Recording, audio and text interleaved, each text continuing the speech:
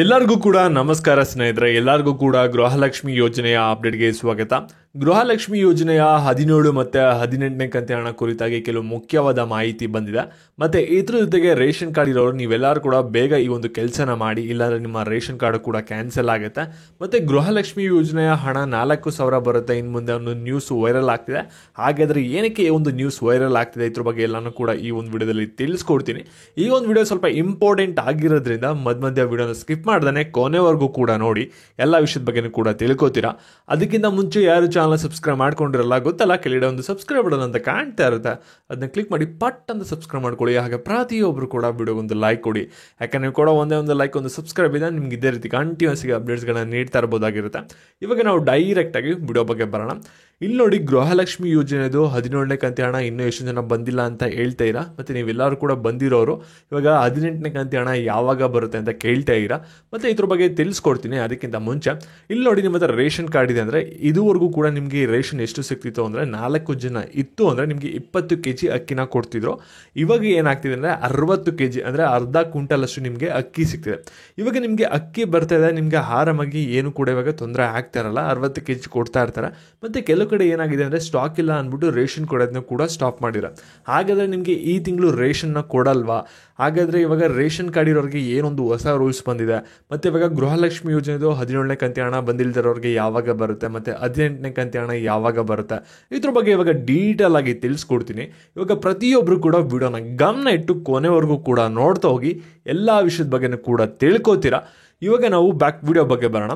ಇಲ್ಲಿ ನೋಡಿ, ಗೃಹಲಕ್ಷ್ಮಿ ಯೋಜನೆ ಹಣ ಏನಿದೆಯಲ್ಲ 17, 18ನೇ ಕಂತಿ ಹಣ, ಅದ್ರ ಬಗ್ಗೆ ತಿಳಿಸ್ಕೊಡ್ತೀನಿ. ಅದಕ್ಕಿಂತ ಮುಂಚೆ ಅನ್ನ ಬಗ್ಗೆ ಯೋಜನೆ ಬಗ್ಗೆ ಏನೊಂದು ಅಪ್ಡೇಟ್ ಬಂದಿದೆ ಅದ್ರ ಬಗ್ಗೆ ನೋಡೋಣ. ಇಲ್ಲಿ ಸರ್ಕಾರದವರು ಕ್ಲಿಯರ್ ಕಟ್ಟಾಗಿ ಹೇಳಿದರೆ, ಇಲ್ಲಿ ಜನರಿಗೆ ನಾವು ಏನೊಂದು ಅಕ್ಕಿನ ಕೊಡ್ತೀವಿ ಅದನ್ನ ನಾವು ಬೇರೆಯವ್ರ ಹತ್ರ ಖರೀದಿಸಿ ಹಣಕ್ಕೆ, ಆ ನಂತರ ಅದನ್ನ ಜನರಿಗೆ ನಾವು ಕೊಡೋದು.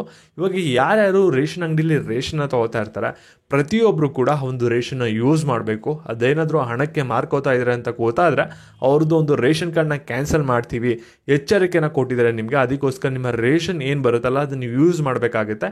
ಇಲ್ಲಾಂದರೆ ನೀವು ಏನಾದರೂ ಮಾರ್ತಾ ಇರೋದ್ರಿಂದ ಸರ್ಕಾರಕ್ಕೆ ಗೊತ್ತಾಯಿತು ಅಂದರೆ ನಿಮ್ಮ ರೇಷನ್ ಕಾರ್ಡ್ ಕ್ಯಾನ್ಸಲ್ ಆಗೋವಂಥ ಚಾನ್ಸಸ್ ಇರುತ್ತೆ. ಇವಾಗ ನೀವು ಒಂದಷ್ಟು ಜನ ಹೇಳ್ತೀರಾ, ಇವಾಗ ನಮಗೆ ರೇಷನ್ ಕಾರ್ಡ್ ಇದೆ, ನಾವು ಅದನ್ನ ಯೂಸ್ ಮಾಡ್ತೀವಿ, ಆದರೆ ನಮಗೆ ಈ ತಿಂಗಳು ರೇಷನ್ನೇ ಕೊಡ್ತಾಯಿಲ್ಲ, ಸ್ಟಾಕ್ ಇಲ್ಲ ಅಂದ್ಬಿಟ್ಟು ನಾವೇನು ಮಾಡೋಣ ಅಂತ ಕೇಳ್ತಾ ಇರ. ಇವಾಗ ಏನಾಗಿದೆ ಅಂದರೆ ಸರ್ಕಾರದವರು 5 kg ಇಂದ ಇವಾಗ ದಿಢೀರಂತ 15 kg ಬಂದಿದ್ದಾರೆ ರೇಷನ್ನ ಕೊಡೋಕ್ಕೆ. ಅದರಿಂದ ಏನಾಗಿದೆ ಅಂದರೆ ಎಲ್ಲ ಕಡೆ ಸ್ಟಾಕ್ಗಳು ಬಂದ್ಬಿಟ್ಟು ಖಾಲಿಯಾಗಿದೆ. ಎಷ್ಟೊಂದು ಡಿಸ್ಟಿಕಲ್ಲಿ ರೇಷನ್ನೇ ಕೊಡ್ತಾಯಿಲ್ಲ. ಅದರಿಂದ ನಿಮ್ಗೆ ಏನಾಗ್ತಿದೆ ಅಂದರೆ ರೇಷನ್ ಬಂದ್ಬಿಟ್ಟು ನಿಮ್ಗೆ ಇನ್ನೂ ಸಿಕ್ಕಿರಲ್ಲ, ಸರಿನಾ?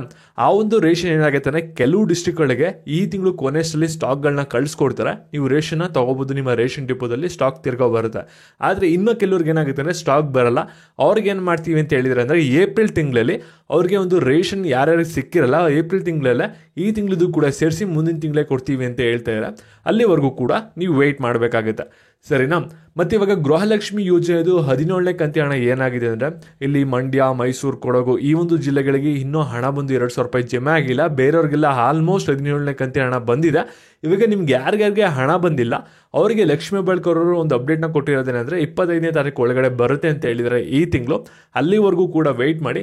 ಕೆಲವು ಜಿಲ್ಲೆಗಳಿಗೆ ಮಾತ್ರ ಹಣ ಬಂದ್ಬಿಟ್ಟು ಇನ್ನೂ ಸ್ಯಾಂಕ್ಷನ್ ಆಗಿಲ್ಲ, ಅವ್ರಿಗೆ ಮಾತ್ರ ಹಣ ಬಂದ್ಬಿಟ್ಟು ಇನ್ನೂ ಒಂದು ಜಮೆ ಆಗಿರಲ್ಲ ಅಷ್ಟೇ. ನಿಮಗೆ ಬೇಗ ಬರುತ್ತೆ 17ನೇ ಕಂತಿ ಹಣ. ಇವಾಗ ಎಲ್ಲ ಕಡೆಯೂ ಕೂಡ ಗೃಹಲಕ್ಷ್ಮಿ ಯೋಜನೆ ಹಣ 4,000 ರೂಪಾಯಿ ಬರುತ್ತೆ ಅಂತ ತಿರ್ಗಾ ವೈರಲ್ ಆಗ್ತಿದೆ.